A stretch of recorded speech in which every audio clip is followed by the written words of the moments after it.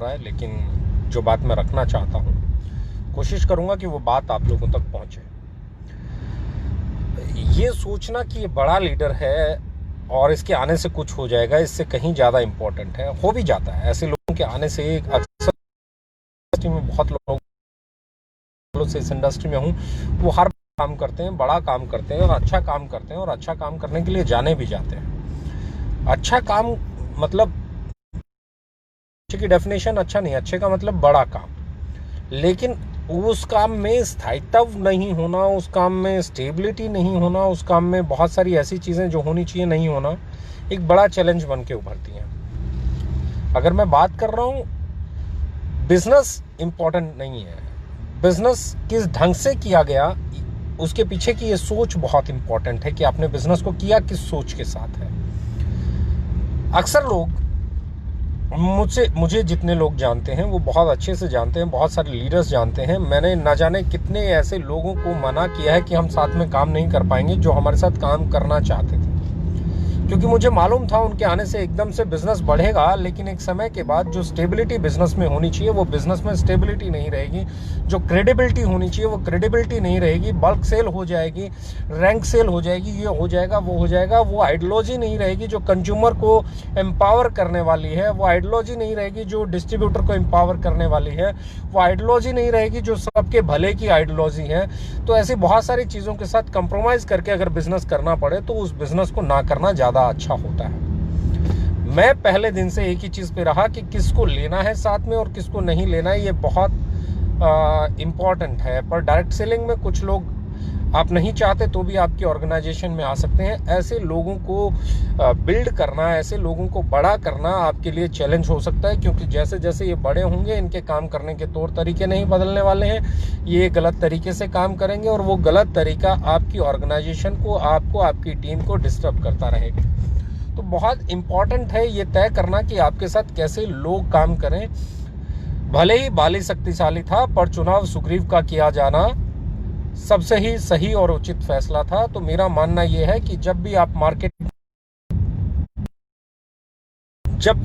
में जाएं, जब भी आप काम करने के लिए जाएं, जब भी आपसे लोग मिलें, तो उस दौरान एक चीज जरूर जहन में रखें, उस दौरान जरूर अपने दिमाग में रखें कि आपको सिर्फ सही लोगों का चुनाव करना है, उन्हीं लोगों को अपने साथ बिजनेस में लेके आना है जो सही तरीके से बिजनेस करना जानते हैं, जो बल्क सेल के खिलाफ रहते हैं, जो बल्क सेल के खिलाफ रहते हैं, जो रैंक सेल के खिलाफ रहते हैं, जो ड्रीम सेल के खिलाफ रहते हैं, जो बेसिक बातों को इग्नोर करके और हाइपर बातों पे बिजनेस करते हैं, जो रिक्रूटमेंट पे काम करते हैं। ऐसे लोगों से दूर रहें, क्योंकि आपका बिजनेस डायरेक्ट सेलिंग बिजनेस है, आपका बिजनेस प्रोडक्ट का बिजनेस है, आपका बिजनेस कंजप्शन का बिजनेस है, आपका business fast moving consumer goods का बिजनेस है, आपका बिजनेस हेल्थ का बिजनेस है। मैं देखता हूँ बहुत सारे लोग इस इंडस्ट्री में ऐसे हैं कि वो हेल्थ के प्रोडक्ट को, प्रिवेंशन के प्रोडक्ट को क्योर के नाम पे बेचना पसंद करते हैं। वो ऐसी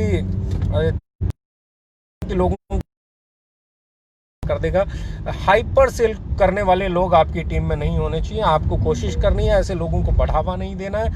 राइट काइंड ऑफ पीपल आपकी टीम में होना बहुत जरूरी है, जो लोग बल्क सेल पे नहीं, नेचुरल सेल पे बिलीव करते हो, कंजप्शन पे बिलीव करते हो, राइट पिच पे काम करते हो, फूड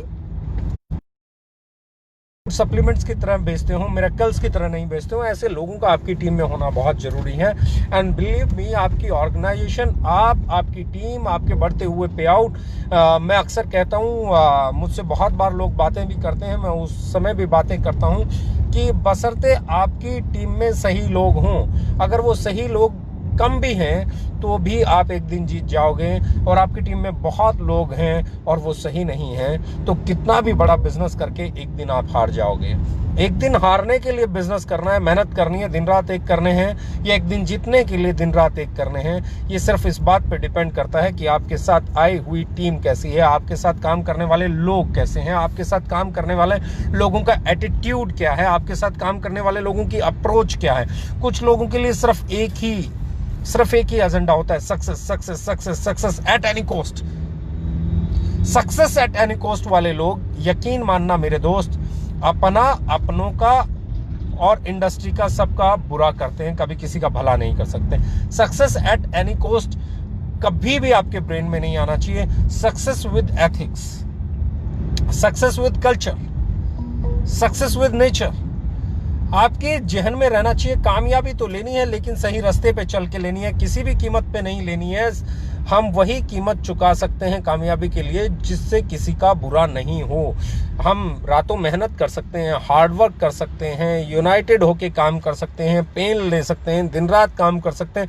ये ऐसी कीमत है जो हम पे कर सकते हैं। किसी के घर गोडाउन बन जाए, किसी का कुछ भी हो जाए, जो मर्जी करना पड़े, अपने को कामयाब होना, ये वाली कीमत चुकाने के लिए हम तैयार नहीं है और नहीं हमें होना चाहिए।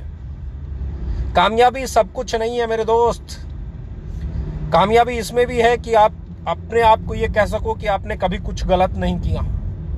और यकीन मानना, जब आप इस एटीट्यूड के साथ चलते हैं तो नेचर आपको सपोर्ट करता है, गॉड आपको सपोर्ट करता है, अल्लाह आपको सपोर्ट करता है, वाहेगुरु आपको सपोर्ट करता है, भगवान आपको सपोर्ट करता है। और ये सपोर्ट हमें हमेशा मिली है 4 सालों में। इस सपोर्ट के कारण आज हम इस ऑर्गेनाइजेशन को वहां ला पाए हैं। यकीन मानना, मैं बहुत बड़ी बात बोलने जा रहा हूं कि आप लोगों को जब ये लगे कि ये बहुत बड़ा लीडर है, इसके आने से बहुत कुछ हो जाएगा, तो साथ में एक चीज और सोचनी है, क्या ये सही तरीके से, सही एटीट्यूड के साथ, सही कल्चर के साथ, सही नॉर्म्स के साथ, सही कंडीशंस के साथ बिजनेस करेगा? और उसका जवाब हाँ मिले तो ही हाथ मिलाना है, वरना हाथ नहीं मिलाना है। ये इंडस्ट्री हमारी है, इसको बेहतर हम बनाएंगे, और ये बेहतर तब बनेगी जब इसमें बेहतर लोग आएंगे। हमसे पहले भी बेहतर थे, हम भी बेहतर हैं, हमसे बाद में भी बेहतर होंगे, और हमेशा बेहतर ही होने चाहिए। यही एटीट्यूड इस इंडस्ट्री को बेहतर बना सकता है। और जब तक ये इंडस्ट्री बेहतर नहीं बनेगी, जब तक इस इंडस्ट्री से किसी भी कीमत पे कामयाबी पाना है, चाहने वाले लोगों को बाहर का एग्जिट का रास्ता नहीं मिलेगा, तब तक आप लोग बड़े नहीं बन पाएंगे। किसी भी ऑर्गेनाइजेशन में लोगों का आना और जाना बहुत ही नेचुरल है, बहुत ही स्वाभाविक है। लोग आते भी रहेंगे, लोग जाते भी रहेंगे। इस दुनिया में कोई ऐसा रास्ता नहीं बना जो दिल्ली से बॉम्बे जाता हो और बॉम्बे से वापस दिल्ली नहीं आता हो। यानी कि लोगों का आना और जाना हमेशा बना रहेगा, लेकिन एक कॉन्फिडेंस हमेशा जब तक आप में है कि जिस बंदे ने छोड़ा है कंपनी के कारण नहीं छोड़ा, अपने लालच में छोड़ा है, अपने ग्रीड में छोड़ा है, अपनी एम्बिशन में छोड़ा है, तब तक आप कामयाब हैं। मैं एक ही चीज कहता हूं कि मुझे लोगों के आने और जाने में इंटरेस्ट नहीं है। जो लोग टिकते हैं उनको कामयाब बनाने में इंटरेस्ट है। The same kind of attitude मुझे लगता है एक एक लीडर के पास होना चाहिए कि जो हमारे साथ है हमें उसे सक्सेस की तरफ लेके जाना है, विदाउट कंप्रोमाइज लेके जाना है, सही रास्ते पे चल के लेके जाना है, बगैर बल्क सेल के लेके जाना है, बगैर रैंक सेल के लेके जाना है, बगैर ड्रीम सेल के लेके जाना है, प्रोडक्ट के दम पे लेके जाना है, एजुकेशन के दम पे लेके जाना है, सिस्टम के दम पे लेके जाना है। और बिलीव मी, ये करने का मादा हम लोग रखते हैं, और यही हमने 4 साल में किया है। बहुत लोग बड़ी बड़ी बातें करेंगे, बहुत लोगों ने आज से पहले भी बड़ी बड़ी बातें की हैं। मैं हमेशा कहता हूं, हमारा कंपटीशन किसके साथ है? हमारा कंपटीशन ट्रेडिशनल मार्केट के साथ है। क्या ट्रेडिशनल मार्केट के अलावा हम किसी को कंपटीटर मानते हैं? नहीं मानते, हमने नहीं माना। हाँ, कोई लीडर हो सकता है मानता हो किसी कंपनी को कि हमारी कंपटीटर है, तो मैं ये फिर भी कहना चाहूंगा, मैं इंडस्ट्री की 10, 15, 20 टॉप की कंपनीज को गिनता हूं जिनको मैं अच्छा मानता हूं, और उन 15, 20 कंपनी, 25 कंपनी, जिसमें से कुछ विदेशी, कुछ हिंदुस्तानी, इन सब कंपनियों को अच्छा मानता हूं। इन जैसा बनना, इन जैसा करना अपने आप में एक अच्छी चीज है, आपको सोचना चाहिए। कोई बड़ी बात नहीं है, अपने कंपटीटर की तारीफ करना अच्छी बात है, मैं कर लेता हूं। ये जिगरा है मुझ में, परमात्मा ने दिया है। तो मैं क्या कहता हूं, अब मुझे ट्रेडिशनल मार्केट से कम्पीट करना है। ट्रेडिशनल मार्केट में बिजनेस वॉल्यूम नहीं होता है, ट्रेडिशनल मार्केट में पीवी, बीवी, पॉइंट वैल्यू नहीं होता है। ट्रेडिशनल मार्केट में सिर्फ एक चीज होती है, एक अच्छा प्रोडक्ट राइट प्राइस पे होता है। और हिंदुस्तान में 125 करोड़ से ज्यादा ग्राहक खुद दुकान पे चल के जाते हैं और अपने लिए प्रोडक्ट लेके आते हैं, बगैर ये सोचे कि उस पर इनकम आएगी कि नहीं आएगी, बगैर ये सोचे कि इस पे ऑफर आएगा कि नहीं आएगा, बगैर ये सोचे कि इस पे कुछ होगा कि नहीं होगा, कोई रिटेल प्रॉफिट मिलेगा कि नहीं मिलेगा। हर कस्टमर जाता है, दुकान से सामान लेके आता है, और ऐसे में लाखों करोड़ की सेल होती है। और इस लाखों करोड़ की सेल में हमारी पूरी इंडस्ट्री से बड़ी एक एक कंपनियां ट्रेडिशनल मार्केट में अवेलेबल हैं। क्यों? वहां पे रेट और वेट की धारणा बनी हुई है कि ये सामान इतने रुपए के लगभग होना चाहिए। उस धारणा को पकड़ के हम काम कर रहे हैं, यानी कि लाखों करोड़ के मार्केट आज हमारे लिए ओपन है, जहां पे हम काम कर सकते हैं, जहां पे हम ट्रेड कर सकते हैं, बगैर पॉइंट वैल्यू की चिंता किए, बगैर बिजनेस वॉल्यूम की चिंता किए।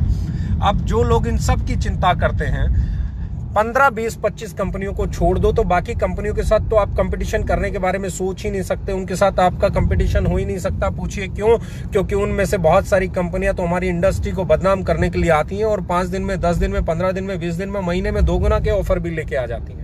तो ऐसे में आप हर एक कंपनी के साथ कंपटीशन भी नहीं कर सकते, आपको सही के साथ ही, क्योंकि आप जो बनोगे वो इस बात से तय होगा कि आपने कंपटीटर कैसे चुना है। आपने कमजोर कंपटीटर चुना है तो आप भी कमजोर रह जाओगे, आपने मजबूत कंपटीटर चुना है तो आपको भी मजबूत होना होगा।